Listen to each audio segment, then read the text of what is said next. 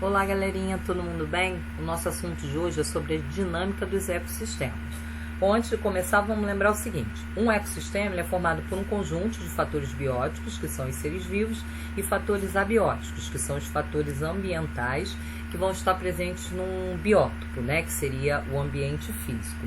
Com isso, a gente tem um complexo mecanismo de interações, onde ocorre tanto transferência de energia quanto transferência de matéria, né? E a gente poderia dizer que seus limites são definidos por essa interação dos seres vivos entre si e entre eles e o meio ambiente. O primeiro assunto que nós vamos falar então é sobre a sucessão ecológica. Então, sucessão ecológica a gente entende como um conjunto de modificações nas comunidades de seres vivos que se estabelecem num local. Então, esses seres vivos eles vão sendo substituídos, né, de forma gradual, de espécies mais simples para espécies mais complexas, até que se atinja um grau de equilíbrio entre essa comunidade e o ambiente, que é o que a gente chama de comunidade clímax. Existem dois tipos de sucessão ecológica. Uma primária, né, ela vai se iniciar num local anteriormente desabitado, né, um ambiente recém-formado, onde vai se estabelecer essa comunidade. Pode ser o exemplo de uma duna, lago recém-formados, ilhas vulcânicas, rochas nuas.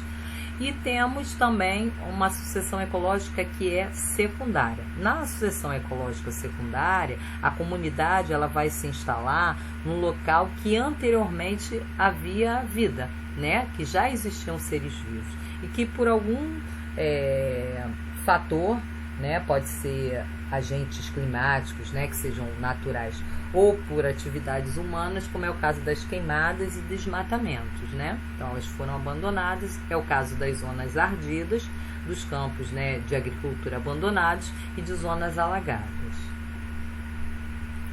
Então, nesse processo, você vai ter uma sequência, né, que vai ser ordenada e que vai ser gradual, até que se atinja uma situação de equilíbrio entre a comunidade e o ambiente, estabelecendo, então, a comunidade clímax. Isso vai ocorrer em 3 fases. Então, a primeira fase vão se instalar a comunidade que a gente chama de comunidade pioneira ou ecésia, né? Então, esses seres pioneiros são seres bem simples, né? E resistentes, que têm exigências metabólicas baixas, né? Já que o ambiente é inóspito, para poder se instalar. E ao longo do tempo eles vão modificando essas condições que inicialmente não eram tão favoráveis para o surgimento do que a gente chama de comunidades secundárias, né, intermediárias ou sérias. Como exemplo de seres pioneiros, a gente pode falar sobre os líquens, né, os musgos e as cianobactérias. Então, essas comunidades intermediárias já são os seres um pouco maiores, né? A gente poderia citar exemplo de samambaias e pequenos arbustos que continuam esse processo de modificação nas condições locais para o estabelecimento das espécies que são mais complexas e que vão constituir essa terceira fase que a gente chama de comunidade clímax. Então, aqui a gente vê um exemplo de sucessão primária surgindo numa rocha nua, né? Então, a chuva e o vento desintegram essas rochas, permitindo a instalação de líquens, né, das espécies pioneiras. Eles iniciam essas modificações e se inicia a formação do solo, né? Como as condições um pouco melhoradas, outras espécies, né, outras plantas, elas começam a se instalar. Você vai ter um aumento, né, desse solo que está se desenvolvendo. Tem um outro momento a instalação de gramíneas e arbustos, né, que já tem condições propícias para se instalar. E ao longo de milhares e até milhões de anos, você tem o estabelecimento da comunidade clímax, que está totalmente equilibrada com as condições ambientais. Aqui a gente vê que durante essa sucessão, a gente vê um aumento da biodiversidade e da complexidade das teias alimentares, tá? Esse processo é um processo que é lento, né? Um processo gradual, Ele pode levar desde milhares, que é o exemplo que está aí, né? Mais de 150 anos, mas pode levar até milhões de anos até o estabelecimento da comunidade clímax. A comunidade pioneira, como eu falei anteriormente, os seres são bastante simples, né? Resistentes e com pouca exigência metabólica, né? Então, essa comunidade pioneira são as espécies capazes de iniciar essa sucessão ecológica, são espécies de pequeno porte e que se desenvolvem muito rapidamente. São espécies simples, mas que têm resistência e que vão criar as condições para o aparecimento das outras, né, para a instalação das outras comunidades seguintes, né, iniciando primeiramente as séries até a comunidade clímax. O exemplo são os líquens. Então, aquelas comunidades intermediárias, né, você já tem seres de um porte um pouco maior, né, continuam esse processo de adequação das condições ambientais até que se chega à comunidade clímax, né? Então, na comunidade clímax, o que vai acontecer? As populações elas sofrem pouca alteração e também vão ter pouca interferência no meio, né? Já que elas estão em um equilíbrio dinâmico com esse meio ambiente. Nós temos uma grande biodiversidade, né? Que vão originar diversos nichos ecológicos.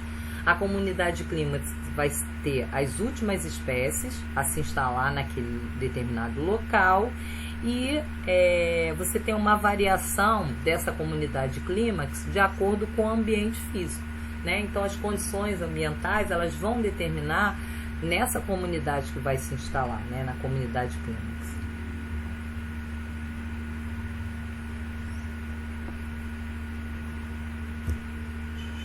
Aqui a gente vê um exemplo, né, numa sucessão num deserto ou duna, né, inicialmente tem as gramíneas até que você tenha o aparecimento, por exemplo, dos pinheiros, né, plantas de grande porte na comunidade clímax. Aqui numa ilha vulcânica, tá? Então, inicialmente os líquens, depois grupo de plantas pteridófitas, que são os fetos, tá? Depois pequenos arbustos até a formação de uma floresta. Agora vamos falar um pouquinho sobre a sucessão secundária, né? Aqui, nessa imagem à esquerda, estou mostrando alguns exemplos de causas que poderiam fazer a destruição do ecossistema, né? Por exemplo, os incêndios, os desmatamentos, tá? Essa sucessão secundária, o processo de desenvolvimento ele é mais rápido, né? Já que no solo sempre permanecem alguns organismos, né? Sementes, então esse substrato ele já é mais favorável para uma nova colonização, então ela leva um tempo bem mais curto, tá? Então aqui, ó, num campo abandonado de agricultura, o agricultor esgota o solo, abandona para outra área e aos pouquinhos uma nova comunidade vai se formando. Aqui numa zona ardida, né, que sofreu queimada, também essas comunidades, né, comunidades pioneiras, as intermediárias, até chegar à comunidade que é a comunidade clímax. Nesse quadro, está mostrando aqui algumas características da comunidade quanto à população, quanto à biodiversidade, quanto à biomassa. Tá? Então, nos estágios iniciais de uma sucessão, quanto à população, o que você tem? Um número de espécies reduzido, né, tendendo a aumentar, conforme vai melhorando as condições ambientais. Já na comunidade clímax, esse número de espécies é grande e se mantém mais ou menos constante. Então, quanto à biodiversidade, inicialmente ela é reduzida, né, tendendo também a aumentar ao longo da sucessão ecológica, e na comunidade clímax a gente tem uma alta diversidade com uma manutenção constante do número desses seres vivos, né? As teias alimentares, elas são bastante complexas E quanto à biomassa, né, que é aquela quantidade de matéria que formam seres vivos, quando você tem um número reduzido de espécies, você vai ter uma biomassa reduzida, né, porque você tem poucos organismos. Conforme aumenta o número de espécies, o número de organismos, você tem também uma alta na biomassa, já que a quantidade de seres vivos ela se torna bem maior. Lembrar só mais uma coisa, agora que a gente está chegando ao final, na questão da produtividade líquida que a gente estudou na aula anterior. Então, lembrando que a produtividade líquida é o quê? O que um organismo produz pela fotossíntese, menos o que ele gasta na respiração, tá? Então, ao longo da sucessão ecológica, né, o que vai acontecer? Conforme ela vai ficando mais complexa, ocorre uma diminuição dessa produtividade líquida até que na comunidade clímax ela praticamente zera, né? Por que isso acontece? Porque os seres mais complexos eles vão consumir muito mais energia e vão diminuir o armazenamento de energia na forma de matéria orgânica, tá? E a sucessão ela termina quando chega ao estágio da comunidade clímax, tá? Isso é bastante pedido quanto a essa produtividade líquida, né? Do que é e como é que ela varia ao longo dessa sucessão ecológica, tá bom? Chegamos ao final de mais uma aula, mas eu volto daqui a pouco, que nós vamos falar sobre relações ecológicas. Um beijo, até já!